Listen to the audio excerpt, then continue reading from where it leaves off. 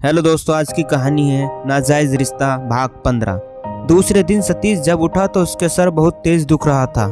उसने सावित्री को उठाने के लिए उसने उसके ऊपर हाथ रखा। बोला, सावित्री। सावित्री को बहुत तेज बुखार आ रहा था, वो बुखार से तप रही थी। अरे सावित्री, तुमको तो बहुत तेज बुखार है, इतना काम करती हो, बुखार तो आएगा ही। आप मुझसे बात मत करो, सावित्री सतीश का हाथ झटकते हुए बोली। क्यों, मैंने क्या कर दिया जो तुमने मेरे साथ ऐसा व्यवहार कर रही हो? आपने क्या करा? ये आप बोल रहे जैसे कि आपको कुछ याद नहीं। हाँ, सच में मुझे कुछ याद नहीं, सतीश बोला।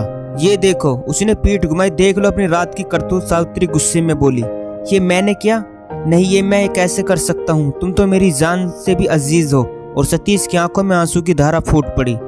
सतीश जल्दी से फास्टैग बॉक्स निकालो। सावित्री घावों को डिटॉल से साफ करता हुआ बोला, मुझे माफ कर दो, सच में मुझे नहीं पता ये कैसे हो गया। सावित्री, आपको रात को क्या हो गया था? आपको देखकर ये नहीं लग रहा था कि आप मेरे पति हो। ऐसा लग रहा था कि कोई हवस का भेड़िया हो जो मेरे शरीर को नोच रहा हो। सतीश सावित्री गले लगाकर बोला, मुझे माफ कर दो, मैं तुमसे बहुत प्यार करता हूँ, चलो डॉक्टर को दिखाने। सावित्री, नहीं, शादी के दिन नजदीक है, सब परेशान हो जाएंगे। सतीश, आज से तुम कोई काम नहीं करोगी जब तक तुम बिल्कुल ठीक नहीं हो जाती। मैं दवाई ले लूंगी, सावित्री उठते हुए बोली।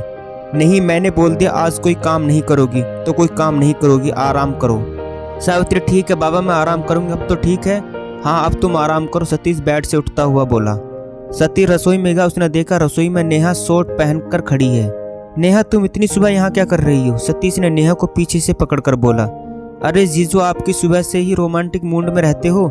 मैं अभी पानी का घड़ा भरकर आती हूँ, फिर आपको गर्मा गर्म चाय पिलाऊंगी। एक बार गले नहीं मिलेंगे? सतीश ने याचक की दृष्टि से उसकी तरफ देखा। न जाने क्या था सतीश की आंखों में। नेहा सम्मोहित होकर उसकी बाहों में आ गई। सतीश ने उसे अपनी बाहों में जकड़ लिया और अपने गर्म होठ उसके कान के नीचे गर्दन पर लगा दिए। नेहा भी पिघलती जा रही थी। तभी किसी के आने की आहट हुई तो नेहा पीछे हट गई। सतीश ने अपनी ओर खींचना चाहा, अब तक नेहा को सम्मोहन टूट चुका था। अरे नेहा बेटी, चाय नहीं बनाई अभी तक? रुक्मणी बोली। अभी बनाने जा रही हूँ, आप आराम से कमरे में बैठिए, नेहा बोली। जीजू, ये सब अभी नहीं, ऐसा करना, शाम को जब माँ यहाँ गीतों में आ जाएगी तब आप मेरे साथ मेरे घर चलना। वहाँ कोई नहीं होगा, तब आपको जो चाहिए वो मिल जाएगा। आप प्लीज़, आप यहाँ से जाओ, नेहा ने सतीश को बोला। शाम को याद रखना, भूलना मत, सतीश बाहर निकलते हुए बोला। हाँ बाबा, शाम को जब जाओ कोई देख लेगा, नेहा। सतीश ऊपर गया और सोचने लगा कि मैं जो कर रहा हूँ क्या वो ठीक है? मैं अपनी पत्नी को धोखा दे रहा हूँ, ये क्या ठीक है?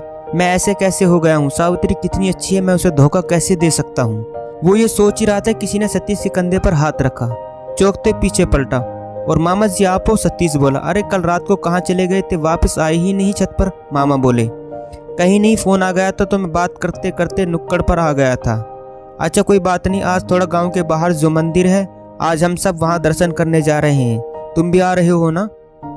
नहीं मामा जी, माफ करना, सावित्री की तबीयत ठीक नहीं है तो मैं नहीं आ पाऊंगा, सतीश उदास होकर बोला। क्यों, क्या होगा? डॉक्टर को बुलाया?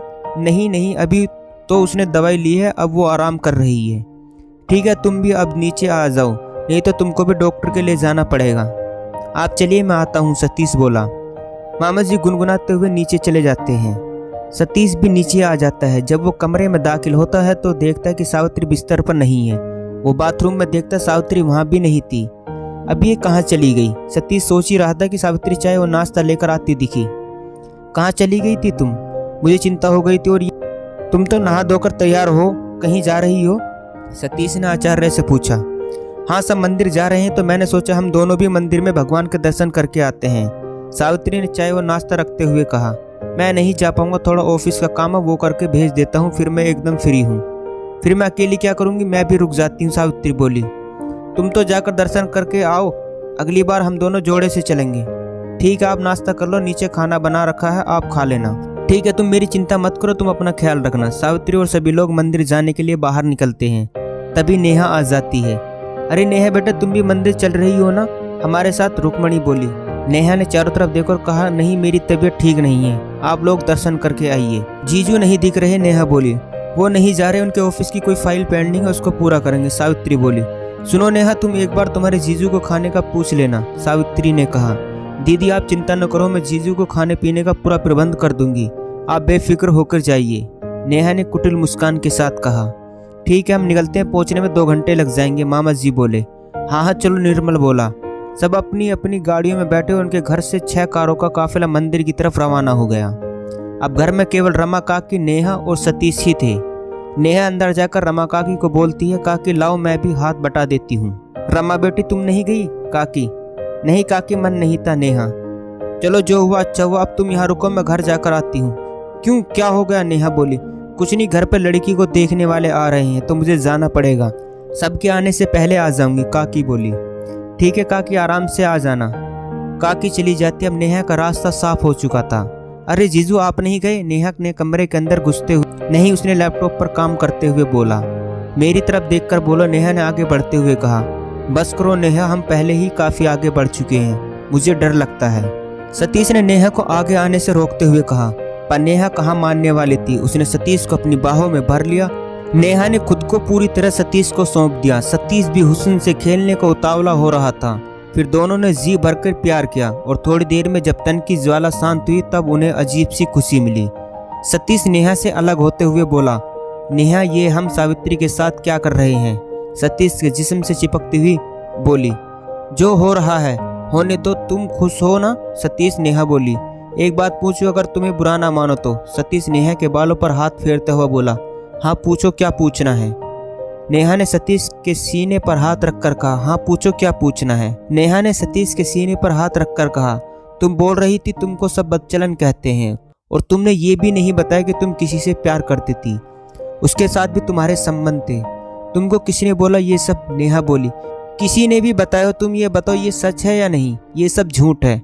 सच सुनना चाहोगे क्या हुआ था मेरे साथ? हाँ बताओ क्या हुआ तुम्हारे साथ? सतीश बोला।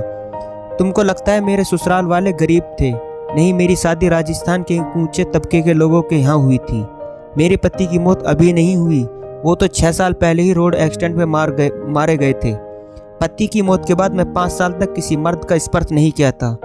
उस घर में रहने वाले लोगों की निगाहें हर वक्त मुझे घूरती रहती, लेकिन घर में रहने वाली बहू को छूने की हिम्मत किसी में नहीं थी। वैसे तो मैं भी चाहती थी कि मुझे भी शरीर का सुख मिले। मेरी शादी से पहले किसी से प्रेम प्रसंग नहीं था। मैंने तो शादी की पहली रात को घूंघट देव के लिए खोला था। उस रात मुझे पता चला कि सीधा साधा दिखने वाला देवराज रात भर उसने मुझे सोने ही नहीं दिया। वो खुश था मुझे पाकर। एक दिन मुझे पता चला कि देवराज रोड एक्सीडेंट में मर गया। मेरी तो जिंदगी ही बर्बाद हो गई। मैं इतने बड़े घर में अकेली रह गई और पहली बार पति की कमी का एहसास हुआ। मेरे सास ने भी बेटी के जाते ही दम तोड़ दिया। उसके जाते ही पूरा घर जैसे खाने को दौड़ता था।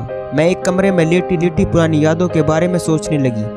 जब मैं 5 साल पहले शादी करके उस घर में आई थी तब तो मैं दुबली पतली थी, लेकिन आज तो मेरा पूरा बदन भर गया था। शाम होने की तभी सतीश को गाड़ी के हॉर्न की आवाज़ सुनाई दी। सतीश ने बालकनी में जाकर देखा तो सावित्री और पूरी फैमिली आ चुकी थी। सभी गाड़ी से उतरकर नीचे आ गई और घर के अंदर प्रवेश किया। अब घर का माहौल एकदम बदल गया था। सभी महिलाएं मंदिर के बारे में बातें कर रही थी। सतीश कमरे के गेट पर खड़ा होकर सब देख रहा था। सतीश को नेहा की पूरी कहानी जाननी थी।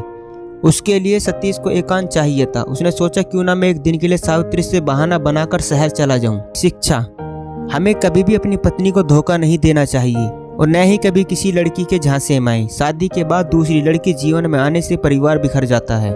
क्या सतीश शहर चला जाएगा? जानने के लिए कहानी का अगला भाग जरूर देखें। दोस्तों ये था नाजायज रिश्ता भाग 15। दोस्तों कहानी अच्छी लगी हो तो चैनल को सब्सक्राइब करना न भूलें।